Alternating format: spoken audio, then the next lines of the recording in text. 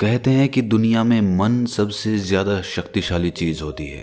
अगर किसी चीज को तुम पूरे मन से चाह लो तो तुम उसे हासिल कर सकते हो। ये मैं नहीं कहता, ये सभी महापुरुषों का कहना है। लेकिन अगर ये सत्य है, ये सच है, तो जो हम अपने मन से चाहते हैं वो हमें हासिल क्यों नहीं होता है? भाई, कोई भी इंसान अपने मन में दुख तो नहीं चाहेगा, लेकिन वो रहता तो दुखी है। हर इंसान अपने मन से तो कामयाब होना चाहता है, खूब पैसा कमाना चाहता है, लेकिन फिर भी वो कामयाब नहीं होता। भला ऐसा दुनिया में कौन इंसान होगा जो अपने मन में ये चाहेगा कि मैं नाकामयाब रहूं या मैं पैसा ना कमाऊं? सोचने की बात है। तो इसमें दो चीजें निकल के सामने आती हैं। या तो वो महापुरुष गलत थे जिन्होंने ये बात बोली कि मन से चाही हुई चीज हासिल हो जाती है, या फिर हम गलत हैं। आज की कहानी जो मैं आपको सुनाने वाला हूँ उसमें आपको एक ऐसा मंत्र मिलेगा।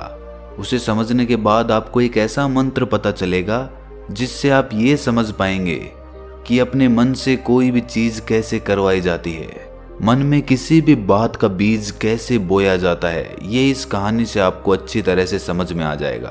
और इससे आप ये भी समझ पाएंगे कि आकर्षण का नियम, लॉ ऑफ अट्रैक्शन, कैसे काम करता है। कहानी छोटी सी है लेकिन बहुत ही गहरी है।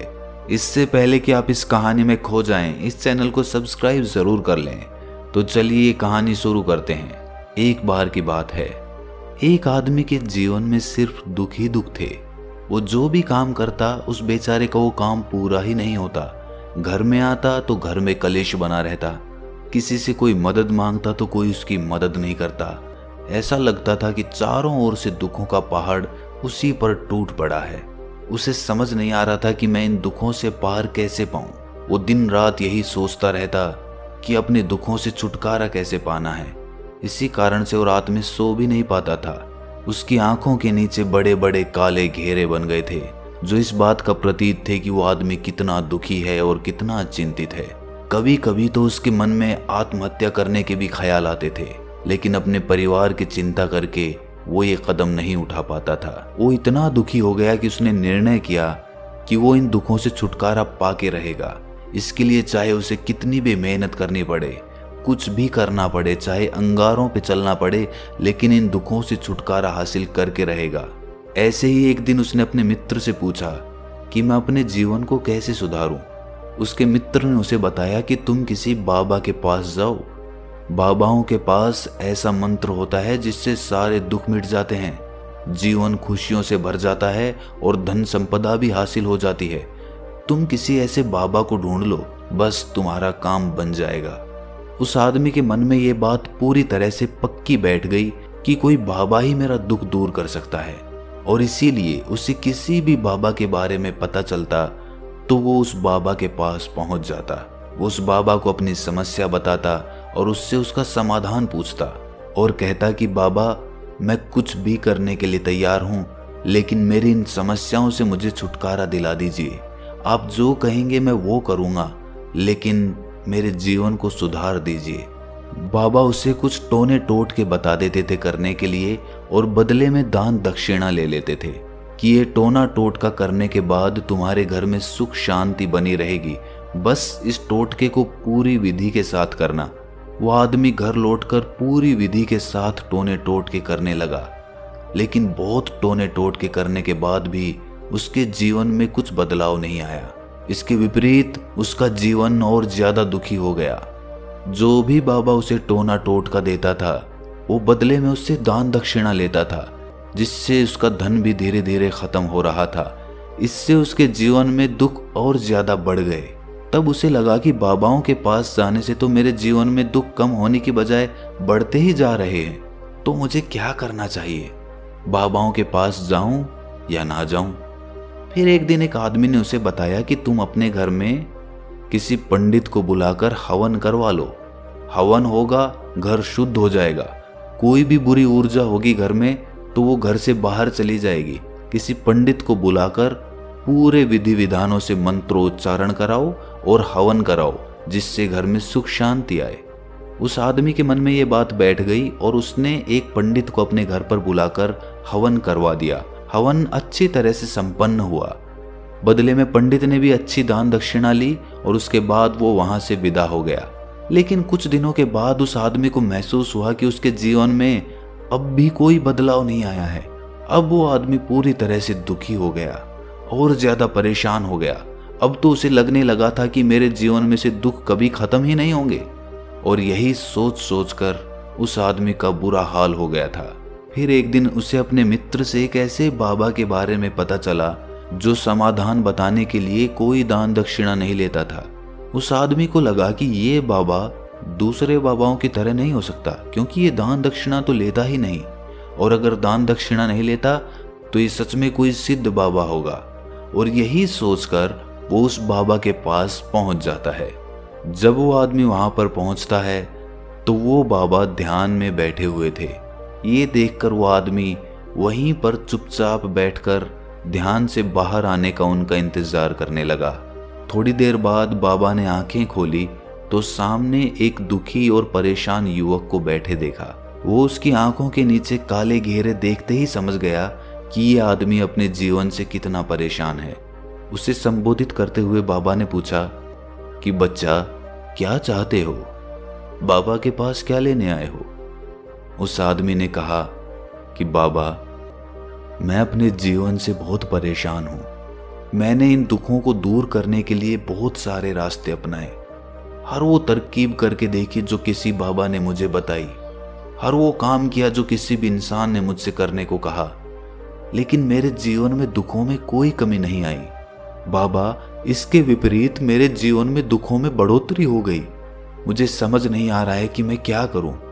कभी कभी तो मैं आत्महत्या करने की सोचता हूं, लेकिन अपने परिवार की सोचकर मैं ये कदम नहीं उठा पाता।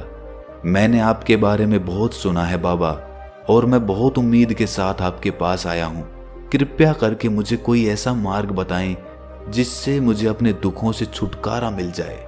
मैं अपने दुखों से छुटकारा पाने के लिए कुछ भी करने को तैयार हूं। आप मुझे कोई भी रास्ता बताएं, चाहे वो रास्ता कितना भी कठिन क्यों ना हो, मैं उसको पार करके रहूंगा। बाबा ने महसूस किया कि आदमी तो सच में बहुत परेशान है। बाबा ने उसकी बात सुनकर कहा कि बच्चा, दुखों को दूर करने के लिए मंत्र ऐसे ही नहीं मिलते। मंत्र पाने के लिए कुछ करना पड़ता है। तुम कुछ कर सकते हो? ये सुनकर पहले तो उस आदमी ने सोचा कि ये बाबा भी मुझसे दान दक्षिणा ही मांगेंगे, लेकिन और कोई रास्ता ना पाकर उस आदमी ने कहा कि बाबा, आपको जितनी भी दान दक्षिणा चाहिए मैं देने के लिए तैयार हूं, लेकिन आपका मंत्र सच्चा होना चाहिए, वो पूरा होना चाहिए, उसका फल मुझे मिलना चाहिए। उसके बाद मैं आपको जो भी दान दक्षिणा लेना चाहते हो वो दे दूंगा। बाबा ने कहा कि दान दक्षिणा तो बहुत छोटी सी चीज है, मुझे वो नहीं चाहिए। इस पर वो आदमी सोच विचार करके बोला, तो बाबा, मैं अंगारों पे भी चलने के लिए तैयार हूं, आप मुझे बस आज्ञा दीजिए। बाबा ने कहा कि अंगारों पे चलने वाली छोटी चीज मैं तुमसे नहीं कराने वाला। मैं जो तुमसे कराने वाला हूं वो बहुत कठिन मंत्र है, उसे पूरा कर पाओगे? बाबा ने कहा कि बाबा, आप मुझे बताइए तो सही, मुझे करना क्या होगा? मैं कुछ भी करने को तैयार हूं। इस पर बाबा ने उसे कहा कि यहां से जब तुम अपने घर जाओ तो रास्ते में अपने मन में ये दोहराते जाना कि मैं सुखी हूं, मैं सुखी हूं, मैं सुखी हूं। बार बार अपने मन में यही दोहराना, और याद रहे, जुबान पर ये नहीं आना चाहिए, ये सिर्फ मन में दोहराना है। ये सुनकर वो आदमी बोला, बाबा, बस इतनी सी बात? ये तो मैं चुटकी बजा के कर लूंगा, लेकिन इससे होगा क्या? बाबा बोले कि इस मंत्र को करके देखो। वैसे भी तुमने इतने बाबाओं के मंत्र किए हैं, तो इस मंत्र को भी करके देख लो। उस आदमी ने सोचा कि बाबा कुछ दान दक्षिणा तो ले नहीं रहे, और छोटा सा मंत्र है, इसे तो मैं कर ही लूंगा। वो बोला, ठीक है बाबा, मैं ये मंत्र जरूर करूंगा। वो आदमी ये कहकर वहां से उठकर चलने लगा, लेकिन जैसे ही वो चलने लगा, पीछे से बाबा ने बोला कि बच्चा, एक बात याद रखना, जब तुम ये मंत्र अपने मन में दोहराओ तो तुम्हारे मन में बंदर के विचार नहीं आने चाहिए, बंदर का ख्याल भी नहीं आना चाहिए, तो ही ये मंत्र सिद्ध होगा। वो आदमी बोला, मुझे तो आज तक बंदर का कोई विचार नहीं आया, तो अब क्यों आएगा? आप चिंता मत करिए बाबा, मैं बस मन में यही दोहराऊंगा कि मैं सुखी हूं, मैं सुखी हूं। इसके अलावा बंदर का कोई विचार मेरे मन में नहीं आएगा। ये कहकर वो आदमी वहां से चल दिया। वो अपने मन में मैं सुखी हूं, मैं सुखी हूं ये दोहराता हुआ थोड़ी दूर ही चला था कि उसके मन में अचानक बंदर का ख्याल आ गया। बंदर का ख्याल एक बार आया और चला भी गया, लेकिन उस आदमी ने सोचा कि आज तक तो मुझे बंदर का कोई विचार नहीं आया, ये आज बंदर का विचार क्यों आ गया। और ऐसे करके उसने उस बंदर के विचार को पकड़ लिया। वो ये भूल गया कि मुझे क्या मंत्र दोहराना है और वो बंदर के बारे में सोचने लगा। जब थोड़ी देर बाद उसे फिर से होश आया तो वो फिर से अपना वही मंत्र दोहराने लगा जो बाबा ने उसे बताया था, मैं सुखी हूं, मैं सुखी हूं। लेकिन अचानक से उसे सामने एक बंदर दिखाई दिया और ये देखकर उसके मन में फिर से बंदर का विचार उठ गया और वो अपने अंदर से इस विचार को बाहर फेंकना चाहता था। वो चाहता था कि मेरे अंदर किसी भी तरह बंदर का विचार ना आए, लेकिन उसे तो सामने बंदर ही दिखाई दे गया। ऐसे ही जद्दोजहद करते करते वो घर पे पहुंचा और घर पे पहुंचने के बाद अपनी पत्नी को कहा कि हे बंदरिया, मुझे खाने में बंदर परोस दो। और जब उसे एहसास हुआ कि उसने क्या बोल दिया तो वो अपने बाल नोचने लगा। वो दीवारों में सर मारने लगा कि आज तक मुझे बंदर का कोई विचार नहीं आया और आज मुझे ये क्या हो गया है कि मुझे हर जगह बंदर ही बंदर नजर आ रहे हैं, ये कैसी माया है। यही सोच सोच कर वो आदमी रात भर सो नहीं पाया। रात भर करवटें बदलता रहा और सुबह उठकर सीधे उसी बाबा के पास पहुंच गया और उसके चरणों में गिरकर कहा कि बाबा, पता नहीं क्या चमत्कार हो रहा है, आज तक मुझे बंदर का कोई विचार नहीं आया, लेकिन कल से जब से आपने मुझसे कहा कि बंदर का विचार नहीं आना चाहिए, तब से मुझे हर जगह बंदर ही बंदर नजर आ रहे हैं। उस आदमी ने कहा कि बाबा, मुझे तो आपके पीछे पेड़ पर बैठा हुआ बंदर भी केले खाता हुआ दिखाई दे रहा है, ये हो क्या रहा है बाबा। ये सुनकर बाबा हंसने लगे। बच्चा, मन का जाल एक ऐसा जाल है जिसे समझ पाना इतना आसान नहीं है। बंदर तो तुम्हारे रास्ते में पहले भी आते थे। जब तुम मेरे पास आए थे तो इन्हीं पेड़ों पे ये बंदर घूम रहे थे, लेकिन तब तुम्हारे ध्यान में ये बंदर नहीं था, तब तुम्हारे ध्यान में सिर्फ अपने दुख थे। इसके बाद बाबा ने उसे बताया कि बच्चा, हम जिस चीज से भी दूर भागना चाहते हैं वही चीज हमारे मन में बहुत गहरे में प्रविष्ट हो जाती है, वो हमारे अंतर मन में समा जाती है।